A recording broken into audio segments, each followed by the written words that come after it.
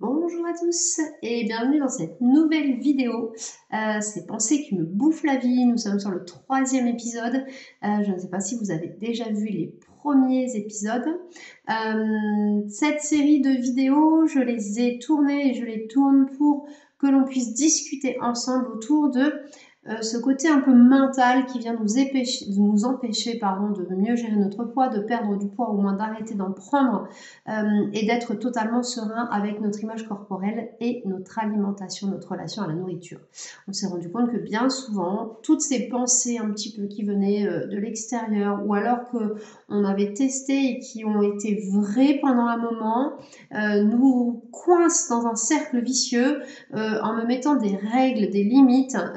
Elles font obstacle à mon bien-être, à ma sérénité, et elles enclenchent un cercle vicieux du genre je ne dois pas faire ça, donc du coup je me contrôle, je restreins, enfin voilà, on verra la pensée du jour, et au final je rentre dans un système où je n'y arrive pas et je finis par de la culpabilité et à être vraiment mal et pas du tout en accord avec moi. La pensée du jour, j'ai voulu parler de cette pensée de le pain fait grossir, je ne dois pas en manger. C'est une pensée qui revient très très souvent en consultation. Ce petit pain qui est diabolisé, je ne dois pas en manger, mais j'aime trop ça, c'est trop bon. Mais on est quand même du bon français, le bon français aime le pain français, la bonne baguette française, il y a quand même rien de tel avec un bon morceau de charcuterie ou de fromage, voilà, une fois de temps en temps, ce serait quand même dommage. Pour ma part, je ne pourrais pas me passer de ce petit plaisir de temps en temps. Le problème arrive quand cette pensée vient prendre tellement de place que derrière, elle nous coince dans un système problématique. Donc notre première étape, si vous avez suivi un petit peu, on va décrypter ensemble, on va parler de cette pensée, on vient de l'exposer, on va aller réfléchir un peu à cette pensée, d'où elle vient, comment elle fonctionne pour vous, etc. Quelles sont les conséquences, qu'est-ce qu'elle vous amène à faire d'un point de vue comportemental et qu'est-ce qu'elle provoque d'un point de vue émotionnel. On a déjà abordé 2-3 petites choses. On verra du coup comment ça fonctionne pour vous.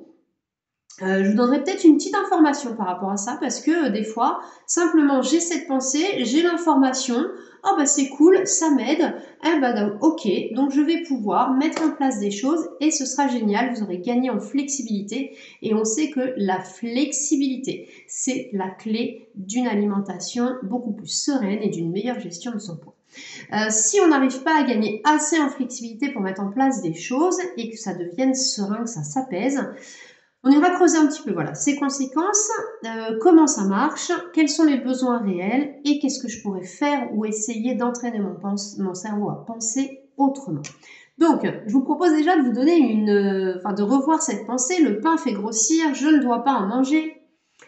À quel niveau vous y croyez? Vous, de 0 à 10. Je vous rappelle qu'on a une petite fiche à télécharger sur mon blog, je vous mettrai le lien dans la description. Cette petite fiche, elle va vous permettre de vous poser un petit peu et puis de réfléchir. Donc, allez chercher cette fiche en amont peut-être pour qu'on puisse faire le travail ensemble ou alors vous le faites après. Et de toute façon, vous avez dans ce post de blog, vous retrouvez également la pensée du jour avec le petit diaporama qui vous permet de retrouver cette pensée. Ok. Du coup, le pain fait grossir. À quel niveau vous y croyez-vous? De 0 à 10. Voilà, on prend une petite échelle et puis on se met à combien je me situe. Ensuite, comment est arrivée cette pensée? C'est quoi l'histoire de cette pensée? Qui vous a dit ça? Où est-ce que vous avez entendu ça? Et pourquoi vous y croyez? D'accord? Et depuis combien de temps elle est là, cette pensée? Vous y croyez probablement parce qu'à un moment donné, soit on vous l'a dit et vous croyez cette personne, c'est une personne fiable, une source sûre, et voilà, je sais pas, un médecin, la télé, les réseaux, des fois on croit dur comme fer à ce qu'on entend, on l'a pas forcément testé, d'accord? On y croit parce que c'est une personne de confiance. Et puis, à côté de ça, on a aussi le « j'ai essayé ». Bah ouais, je sais que quand je mange trop de pain, je prends du poids. Je fais un amalgame et mon cerveau intègre, quand je mange du pain, il a enlevé le trop, quand je mange du pain, je prends du poids. Et du coup, ça ne marche pas bien, d'accord? Donc moi, je vais vous donner une première information. Le pain il a mauvaise réputation et il ne mérite pas du tout d'être diabolisé. Comme je vous disais, le bon pain français, la bonne baguette, qu'est-ce que c'est bon! Moi, personnellement, c'est vraiment un petit bonheur. Après, on est d'accord que tous les pains ne se valent pas. D'accord? Déjà, on ne parle pas de pain de mie, on ne parle pas de pain industriel, on parle de vrai pain traditionnel fait dans une boulangerie. Okay? Ce pain fait par votre artisan boulanger qui ne contient ni conservateur ni additif, techniquement. D'accord? Donc ce pain-là ne pose pas de problème en soi.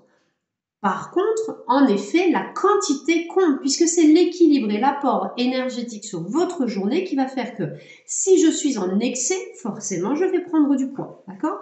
Par contre, si je suis en restriction, que je ne mange pas assez, qu'est-ce qui risque de se produire derrière? On verra ça dans les conséquences. Deuxième information, c'est que tous les pains ne se valent pas. Okay? On a le pain blanc, en effet, qui est dépourvu de beaucoup de nutriments, qui ne contient pas d'acides gras essentiels, qui ne contient pas de fibres, contrairement au pain complet et au pain aux céréales, qui, eux, d'un point de vue nutritionnel, sont très intéressants. Ils vous apportent des fibres. Au niveau du transit, c'est génial. Au niveau de l'absorption des nutriments, c'est génial. Voilà, tout dépend comment vous les tolérez. Mais ces pains à préférer, pain complet, céréales au levain, faits par l'artisan boulanger, sont plutôt top d'un point de vue nutritionnel. En général, 1 à 2 tranches par repas suffisent à vous rassasier, à vous donner les glucides complexes nécessaires et à vous caler sur la journée. Il vous amène vraiment tout ce qu'il faut. Le bon réflexe, c'est quoi? C'est de venir associer son pain, ne pas le manger seul, d'accord? Le manger toujours avec une source de protéines et des légumes. Et ainsi, nous avons un repas équilibré, équilibrant qui vous fait plaisir. Le fait de se priver, on va voir en quoi ça peut dysfonctionner derrière. Ok? Donc déjà, j'espère que cette information peut vous aiguiller, peut vous aider à apaiser cette relation et à prendre un petit peu de distance par rapport à cette pensée qui tape un petit peu fort dans votre tête. Maintenant, si vous avez votre petite fiche, je vais vous poser la question, voilà, quelles sont les conséquences pour vous quand cette pensée, niveau sonore, élevée, je ne dois pas manger de pain, et que vous vous retrouvez dans un repas où finalement, il y a du pain à manger. Voilà. Donc, quelle est la situation déjà qui pose problème? Dans quelle situation est-ce que cette pensée est très présente? Et quelles sont les conséquences? Il y a souvent 2 options. Si cette pensée est très présente, qu'est-ce qui se passe? Soit d'un point de vue comportemental, je vais me priver, c'est-à-dire que je peux ne pas aller à cette soirée du tout. Je peux me priver lors de cette soirée. Et qu'est-ce qui va se passer? Je risque d'avoir faim derrière chez moi en rentrant et aïe, craquage, parce que d'un point de vue émotionnel, c'est de la frustration. Mais c'est de la frustration, attention, la frustration n'est pas forcément néfaste. Apprendre à un enfant à être frustré et nous se frustrer parce que, oui, j'ai déjà bu 2 verres d'alcool et puis un 3e ou un 4e ou un 5e, ça va me frustrer sur le moment, mais au final, je sais que c'est bon pour ma santé, c'est ok. Par contre, une frustration physiologique, c'est-à-dire que mon corps a faim, je lui dis non, tu ne mangeras pas. Là, on n'est pas en accord avec ses besoins. Okay? D'un point de vue émotionnel, comportemental, on n'est pas tout à fait sur la même chose. Donc, la problématique du comportement, de la privation, etc. va faire quoi derrière? Et d'un point de vue émotionnel, peut-être que je vais me priver du plaisir d'être avec mes amis lors de cette soirée et d'être totalement disponible pour eux parce que je vais être focus avec cette pensée.